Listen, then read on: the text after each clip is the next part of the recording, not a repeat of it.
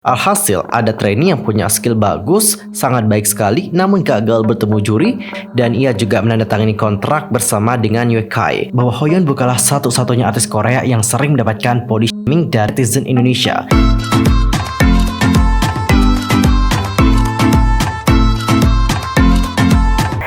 Annyeonghaseyo Cengedul, Yusul Kim Imnida, welcome back to my YouTube channel. Nah, gimana sih kabarnya hari ini? Baik-baik aja dong ya? Dan buat kalian semua yang lagi dalam kondisi nggak baik-baik aja, keep fighting guys, don't give up.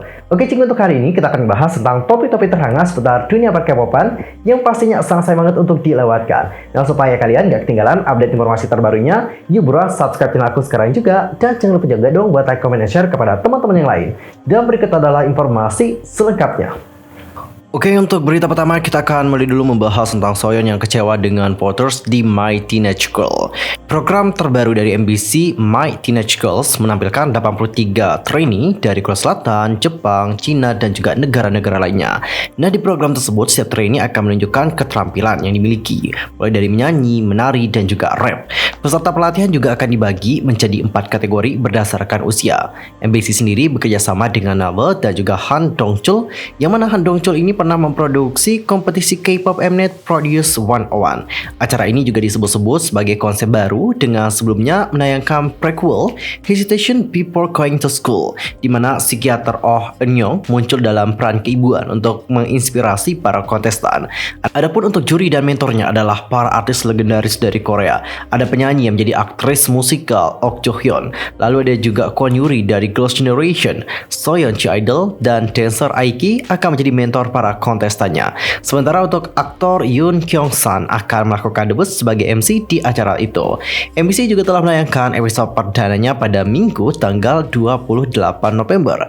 Salah satu hal yang paling menarik perhatian dalam episode ini adalah penampilan dari Kim Yeso dan juga Kim Sojin saat membawakan lagu Non-Stop dari Oh My Girl, Sajak Selesona. Untuk informasi saja, para peserta harus menerima 75% voting dari penonton di lokasi Antek untuk dapat bertemu dengan para juri.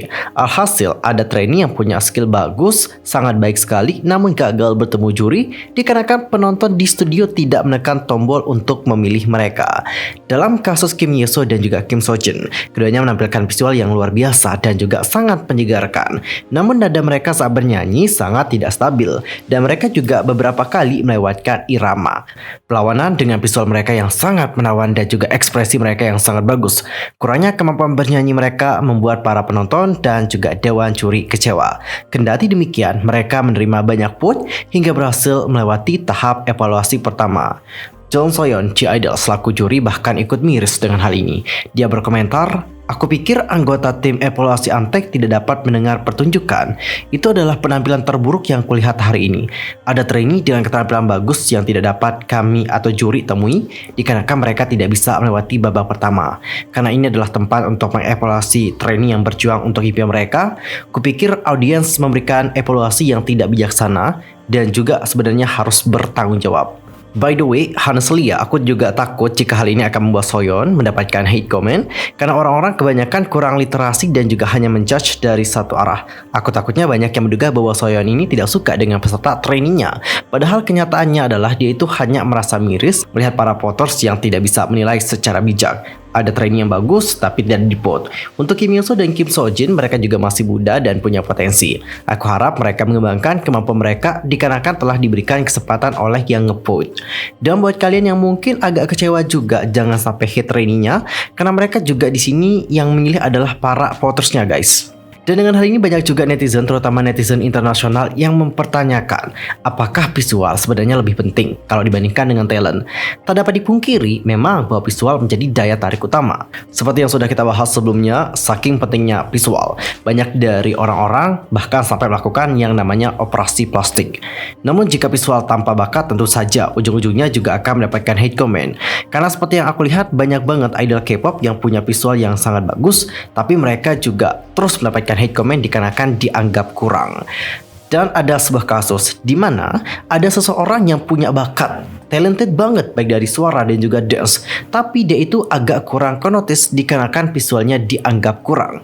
Samanya dengan apa yang terjadi di My Teenage Girl.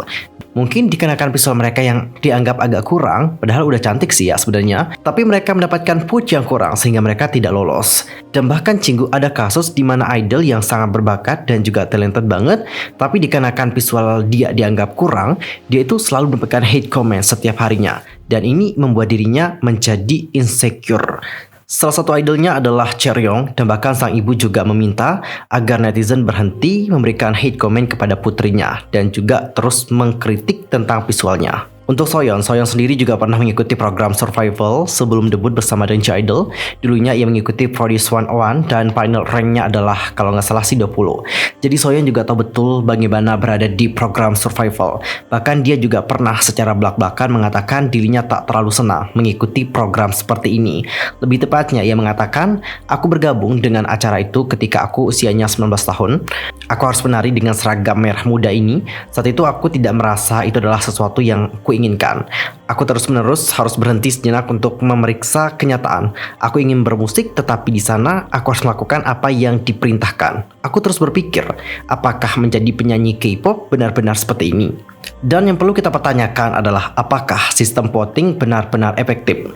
Dalam hal ini, netizen juga terbagi menjadi dua pendapat yang berbeda. Pertama, ada netizen yang merasa tidak efektif. Kenapa? Alasannya adalah kebanyakan dari mereka yang akan mendapatkan banyak vote adalah mereka yang punya visual yang bagus dan juga mungkin populer.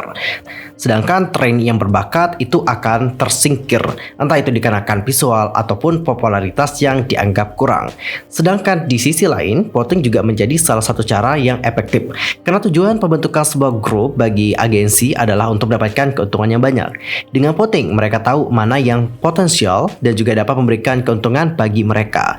Dengan demikian, mereka juga berani dan berinvestasi dan berusaha keras untuk membuat grup itu akan sukses. Dan perlu kalian pahami juga bahwa konsep dalam sebuah grup adalah untuk melengkapi kekurangan satu sama lain. Dalam sebuah grup, setiap membernya akan punya keunggulan yang berbeda. Ada yang unggul dalam segi vokal, dance, rap, ataupun visual. Kalau kalian sendiri, gimana nih opininya? Langsung saja komen di kolom komentar. Dan untuk topik yang kedua, kita akan membahas tentang WinWin dari NCT. Apakah WinWin ini masih menjadi bagian dari SM Entertainment? Nah, Cinggu, baru-baru ini WinWin NCT or WIBI dikabarkan telah menandatangani kontrak bersama dengan label Cina UEKAI Entertainment. Kabar ini disampaikan oleh aktor dan penyanyi Cina Liu Yuning saat melakukan streaming melalui Weibo. Jadi dalam streamingnya dia mengatakan, jika ingin menjadi aktor, kamu harus menandatangani kontrak dengan label kami. Sebenarnya aku bertemu WinWin beberapa hari yang lalu dan ia juga menandatangani kontrak bersama dengan UEKAI. Tapi meskipun WinWin sudah menandatangani kontrak bersama dengan UEKAI, kalian juga tidak perlu khawatir dengan nasibnya di SM. Pasalnya UEKAI Entertainment merupakan agensi yang bergerak di bidang acting. Agensi UEKAI juga merupakan agensi tempat lahirnya para aktor dan aktris Tiongkok yang terkenal, seperti yang telah diutarakan beberapa penggemar melalui lini masa Twitter. Ada seseorang yang berkomentar, nggak perlu panik, UEKAI adalah agensi acting. Ini adalah rumah dari aktor dan aktris terkenal di Cina, mulai dari Yang Yang dan juga Angelababy. Ini mengartikan bahwa WinWin ingin melakukan acting. Jika kalian bingung, ini tidak berarti dia meninggalkan SM. UEKAI juga punya kemitraan dengan SM. Victoria FX merupakan aktris di bawah UEKAI dan SM juga melakukan hal yang sama. Musik dikelola oleh SM dan UEKAI hanya untuk proyek acting di Cina. Dan aku juga perlu perjelas sekali lagi, apa yang terjadi sama WinWin bukan hanya sekali terjadi dengan artis SM Entertainment. For the example, ada nih sunbenimnya yaitu Lee EXO. Kalian tahu nggak, Lee EXO bahkan mendirikan agensinya sendiri yang bernama Chromosome Entertainment. Changsa Chromosome Entertainment Ltd sendiri terdaftar pada Agustus 2020 dan Lee Zhang tercatat sebagai CEO dan pemilik saham utama. Lalu dengan WIBI sendiri merupakan subunit dari NCT yang berbasis di Cina. Namun saat di Cina, mereka ini dikelola oleh sublabel Tiongkok SM Entertainment yaitu label V. Jadi udah jelas ya, meskipun sekarang udah menandatangani kontrak dengan agensi baru di Cina, WinWin tetap menjadi bagian dari SM Entertainment, tidak keluar, oke? Dan untuk topik yang terakhir, kita akan membahas tentang Sebyok aka Jong Hoyeon yang kena body shaming oleh netizen Indonesia. Adalah model dan aktris dari Korea Selatan, dan dia ini berada di bawah naungan agensi SM Entertainment untuk bagian modeling, lalu ada Saram Entertainment untuk bagian acting, dan The Society Management di New York, Elite Model Management di Paris, Milan, London, Amsterdam, Barcelona, dan juga Copenhagen, dan nomad management untuk di Los Angeles, Miami, dan juga New York. Banyak banget ya agensinya. Dan dia juga membuat debut aktingnya pada tahun 2021 dengan serial Squid Game sebagai Kang Sebyok. Dan lewat serial itu, dia mendapatkan kepopularitasan yang semakin meningkat. Bahkan followers Instagramnya itu terus bertumbuh setiap harinya. Dan pada tanggal 16 November yang lalu, Deadline melaporkan bahwa Jong Hoyon telah menandatangani kontrak dengan Creative Artists Agency. Creative Artists Agency aka CAA adalah agensi bakat dan olahraga utama Amerika dengan klien di industri film, musik, olahraga, TV, game, dan konten online. Beberapa selebriti yang bernaung di bawahnya adalah Brad Pitt, Tom Hanks, Beyonce, Norah Jones, Cardi B, dan Justin Bieber. Sebuah sumber dari agensi Jong Hoyon yaitu Saram Entertainment mengatakan, kami memutuskan untuk bermitra dengan CAA, salah satu agensi terbesar di Amerika Serikat untuk aktivitas globalnya. Tolong tunjukkan Jong Hoyon banyak minat dan dukungan saat dia menunjukkan kegiatan internasionalnya. Dan baru-baru ini ada video dirinya bersama dengan Park Hae-soo saat diwawancara menjadi pusat perhatian netizen. Salah satunya adalah netizen Indonesia. Di video tersebut sudah banyak banget yang memberikan body shaming kepadanya. Dan Cinggu perlu kalian catat bahwa Hoyon bukanlah satu-satunya artis Korea yang sering mendapatkan body shaming dari netizen, khususnya netizen Indonesia. Beberapa idol K-pop, salah satunya adalah Lisa, juga kerap kali mendapatkan body shaming. Lalu kenapa banyak netizen Indonesia yang memberikan komentar body shaming kepada artis Korea?